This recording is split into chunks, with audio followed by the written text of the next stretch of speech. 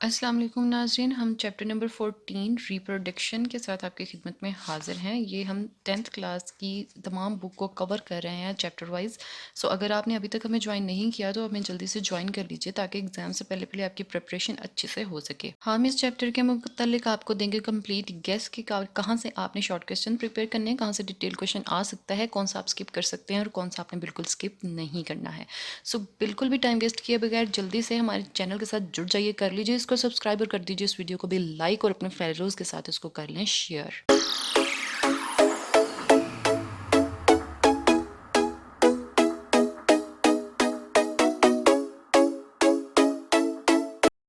First page की अगर हम बात करें तो फर्स्ट पेज में से आपने ये वाला पैराग्राफ जो है इसको बस एक दफ़ा रीड करना है। इसमें से ज़्यादा से ज़्यादा एक शॉर्ट क्वेश्चन अराइज हो रहा है, सेक्सुअल और ए सेक्सुअल रिप्रोडक्शन का डिफरेंस, या फिर इस ब्लू बॉक्स को पढ़ लीजिएगा। बाकी इसमें से एमसीक्यूज ही हैं, बस इसको एक दफ़ा स्टडी कर लेना, एक दफ़ा रीड कर लेना काफ़ी होगा। उसके बाद है method of A sexual reproduction. अब ये जो मेथड ऑफ एसेक्सुअल रिप्रोडक्शन है ना, ये कभी भी as it is long question नहीं आता होता, क्योंकि इसमें तो फिर आगे जो हाफ चैप्टर है ना वो इसके आंसर पे बेस्ड है, तो इतना लंबा डिटेल क्वेश्चन वो आम तौर पे प्रेफर नहीं करते हैं। सो इसके जो पॉइंट्स हैं ना, बाइनरी फिशन हो गया, ठीक है, और ये आगे फ्रेगमेंटेशन वगैरह, इसमें ना ज़्यादातर शॉर्ट क्वेश्चन ही आते हैं इन टॉपिक्स पे। लेकिन वेरी फ्यू और वेरी रेयर टाइम्स ऐसा होता है कि वो इसमें से किसी एक पॉइंट को एज ए डिटेल दे देता है, अगर उसने पोर्शन में डिटेल क्वेश्चन को डिवाइड करना हो, फॉर एग्जांपल ए पार्ट या बी पार्ट इस तरह। वैसे आम तौर पे ये शॉर्ट क्वेश्चंस ही आते हैं। बाइनरी फिशन पे अगर शॉर्ट क्वेश्चन आए तो इसको आपने पूरा राइट करना है। एक चीज़ ज़हन नशीन कर लीजिएगा अच्छी तरह कि ये जो है ना एनिमल के हिसाब से फ़र्क है, प्लेनेरिया में फ़र्क है, ठीक है, अमीबा में फ़र्क है। तो अगर स्पेसिफिक नाम लेके इन एनिमल का फिर दें तो आपने सिर्फ इसकी जो अपनी डिटेल है वही देनी है। लेकिन अगर इस टाइटल के साथ आता है बाइनरी फिशन तो फिर आपने दोनों की एग्जांपल्स दे के इसको एक्सप्लेन कर देना है और साथ में डायग्राम बना दीजिएगा, इसका इम्पैक्ट बहुत अच्छा पड़ेगा। आगे है जी फ्रेगमेंटेशन। फ्रेगमेंटेशन भी बहुत इंपॉर्टेंट शॉर्ट क्वेश्चन है, और बडिंग भी शॉर्ट क्वेश्चन है, वेरी इंपॉर्टेंट शॉर्ट क्वेश्चन। इसके बाद हमारे पास जी बट ये ना सारे एक्चुअली बहुत इजी हैं, अगर आप इनको वंस भी रीड कर लेते हैं ना तो आपके जहन में बैठ जाएगा। बडिंग क्या है, जो छोटी सी बड बनती है, फिर उसमें एक न्यूक्लियस चला जाता है, सेपरेट होती है और पूरा एक एनिमल बन जाता है, ठीक है। इस तरह वो से आप इसको अपनी वर्डिंग में भी लिख सकते हैं। तो बताने का मकसद ये है कि ये सारे शॉर्ट क्वेश्चन ही यहाँ तक आ रहे हैं। उसके बाद है स्पोर फॉर्मेशन। स्पोर फॉर्मेशन भी जो है ये short question point of view से इंपॉर्टेंट है। वेरी रेयर टाइम्स ऐसा होता है कि ये डिटेल में वो दे दें। ये ख़ुद तो शॉर्ट क्वेश्चन है ही, लेकिन इसके अंदर भी बहुत सारे शॉर्ट क्वेश्चन अराइज हो रहे हैं, जैसे कि ये देखें, सिस्ट क्या है, स्पोर्स क्या है, एंडोस्पोर क्या है, ठीक है ना। तो इस पैराग्राफ को स्किप नहीं कीजिएगा, ये इंपॉर्टेंट है। इसमें से ज़्यादा चांसेस हैं कि शॉर्ट ही आएगा, बहुत कम हो सकता है कि इसको एज ए डिटेल वो दे दे। उसके बाद पार्थिनोजेनेसिस जो है ना, ये बहुत ही ज़्यादा इंपॉर्टेंट टर्म है short question point of view से। इसको बहुत दफ़ा बोर्ड की एग्ज़ाम्स में पूछा गया है, 2 मार्क्स के क्वेश्चन में ये आ जाता होता है पार्थिनोजेनेसिस। उसके बाद वेजिटेटिव प्रोपेगेशन, हाँ ये इसके चांसेस हैं डिटेल में आने के, ठीक है। इसके 2 जो मेथड है ना उनमें डिफरेंस पूछ लिया जाता है कि नेचुरल वेजिटेटिव प्रोपेगेशन में और आर्टिफिशियल वेजिटेटिव प्रोपेगेशन में डिफरेंस क्या है। तो उसमें फिर आपने इनके पैराग्राफ जो इनमें हेडिंग्स आ रही है ना, ग्राफ्टिंग, कटिंग और इसकी ये वाली बल्ब हो गया, कॉम्स हो गया, इनको आपने लिखना है। वैसे ये पूरी बुक के अगर कंपैरिजन में देखा जाए ना तो इतना ज़्यादा इंपॉर्टेंट नहीं है, लेकिन इस चैप्टर में से बात कर रही हूँ कि इसके डिटेल में शायद वो दे दे। लेकिन इससे भी ज़्यादा अहम बात यह है कि इसमें से ना बहुत से शॉर्ट क्वेश्चन राइज होते हैं, जैसे कि बल्ब की डेफिनेशन आ जाती है, समटाइम कॉम्स की डेफिनेशन आ जाती है, और समटाइम ऐसा भी होता है कि इनमें डिफरेंस आ जाता है, राइजोम में और बल्ब में डिफरेंस आ जाता है, ठीक है। और ये जो है ना इसके भी 2 मेथड में डिफरेंस बहुत इंपॉर्टेंट शॉर्ट क्वेश्चन है, कटिंग में और ग्राफ्टिंग में। सो ये 2 पेजेस है ना, ये short question point of view से ज़्यादा इंपॉर्टेंट है, और वेरी फ्यू चांसेस हैं कि एज ए डिटेल वो इन दोनों का डिफरेंस पूछ ले। उसके बाद है, हाँ ये बहुत ज़्यादा इंपॉर्टेंट है, बहुत बहुत बहुत बहुत ज़्यादा इंपॉर्टेंट डिटेल क्वेश्चन, और मे बी ये पेपर में आ भी सकता है। एडवांटेजेस और डिसएडवांटेजेस ऑफ वेजिटेटिव प्रोपेगेशन। किसी भी चीज़ के जो एडवांटेजेस डिसएडवांटेजेस होते हैं ना वो अक्सर पेपर में राइज कर लिए जाते हैं। सो जी इसको एज ए डिटेल स्किप नहीं करना है आपने। टिश्यू कल्चर और cloning short question point of view से बहुत इंपॉर्टेंट है, मस्ट इसको रीड कीजिएगा, स्किप नहीं करना किसी भी चीज़ को इस पेज में से। इसके बाद जी ये बहुत इंपॉर्टेंट डिटेल क्वेश्चन है। अभी तक मैंने आपको 2 बताए, एक एडवांटेजेस और डिसएडवांटेजेस, और एक ये जी sexual reproduction in plants.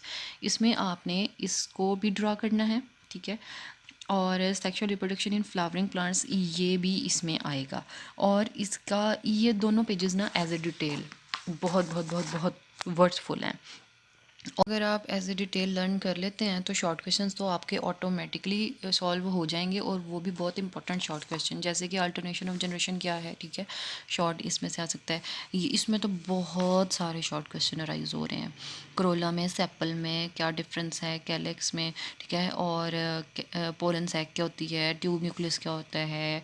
A lot of short question arises from this page. You must have to learn it properly as a detailed question as well as a short question. ये diagram skip मत कीजिएगा, very very important diagram है। अगर तो paper बनाने वाले ने botany को ज़्यादा इंपॉर्टेंस दी तो वो इस क्वेश्चन को लाजमी पेपर में देगा। और इधर एक डबल फर्टिलाइजेशन वाला सीन है, वो तो आता ही आता होता है ना, ये रहा, ठीक है।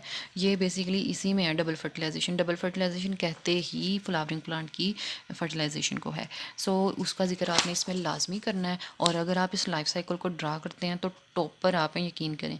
इस लाइफ साइकिल को लाजमी आपने ड्रा करना है अगर ये आता है पेपर क्वेश्चन में। उसके बाद अगर ये क्वेश्चन आता है पेपर में। उसके बाद है जी पॉलिनेशन। पॉलिनेशन जो है ना, ये सेल्फ पॉलिनेशन और क्रॉस पॉलिनेशन का डिफरेंस शॉर्ट क्वेश्चन में तो बहुत ज़्यादा ही इम्पॉर्टेंट है, ठीक है। आपने इसको बहुत अच्छे तरीके से लर्न करना है, और ये कोई मुश्किल नहीं है, दो दो तीन तीन लाइनों का आंसर है सिर्फ। ये जो टेबल आपको दिखाया है ना, वेरी फ्यू टाइम ऐसा होता है कि इसमें से शॉर्ट क्वेश्चन आ जाता है, ज़्यादातर इसमें से एमसीक्यूज आते हैं। इस टेबल को मस्ट लर्न करना है आपने, इसको इग्नोर नहीं करना है। Very very important as a short question point of view as well as a MCQs point of view. उसके बाद चलते हैं आगे। नेक्स्ट पेज में जी हमारे पास आ जाते हैं डेवलपमेंट। इसके बाद development and structure of seed, बहुत ज़्यादा इम्पॉर्टेंट डिटेल क्वेश्चन है। इसको आपने एज ए डिटेल लर्न करना है। और ये जो जर्मिनेशन ऑफ सीड है ना, इसमें से शॉर्ट क्वेश्चन बहुत आते हैं। एपीजियल और हाइपोजियल में डिफरेंस आ जाता है अक्सर, ठीक है। सीड डॉर्मेंसी क्या होती है, ये ब्लू बॉक्स ये आ जाता होता है। वैसे डिटेल के पॉइंट ऑफ व्यू से भी इम्पॉर्टेंट है, लेकिन ये ज़्यादा वो ना प्रायोरिटी ली जाता है जब इनके कंपैरिजन की बात की जाए तो। ये ज़्यादा इंपॉर्टेंट डिटेल क्वेश्चन है, ऐसा नहीं है कि ये नहीं है, मैं कह रही हूँ प्रायोरिटी वाइज ये ज़्यादा इंपॉर्टेंट डिटेल क्वेश्चन है, ठीक है। ये डायग्राम ज़रूर बनाइएगा, जब एपीजियल और हाइपोजियल का डिफरेंस शो करना हो ना, तो ये डायग्राम ज़रूर बनानी है आपने। और इधर ना एक क्वेश्चन है ये वाला, कंडीशंस फॉर सीड जर्मिनेशन। ये जो दो क्वेश्चन है ना, एक स्ट्रक्चर और एक कंडीशन, ये डिटेल के पॉइंट ऑफ व्यू से ज़्यादा इंपॉर्टेंट है। और ये वाला जो है इसमें से शॉर्ट क्वेश्चन ज़्यादा आने के चांसेस हैं। इसके बाद है जी सेक्सुअल रिप्रोडक्शन इन एनिमल पे जाने से पहले ना, मैं आपको जो प्लांट वाला हिस्सा है ना, उसमें से एक दफ़ा दोबारा रिव्यू दे देती हूँ। अभी तक मैंने जो डिटेल क्वेश्चन इंपॉर्टेंट बताया वो एक सीड जर्मिनेशन बताया, एक स्टेज का स्ट्रक्चर बताया, और इधर डबल फर्टिलाइजेशन बताया, ये वाला cycle, life cycle, sexual reproduction in plants, ठीक है।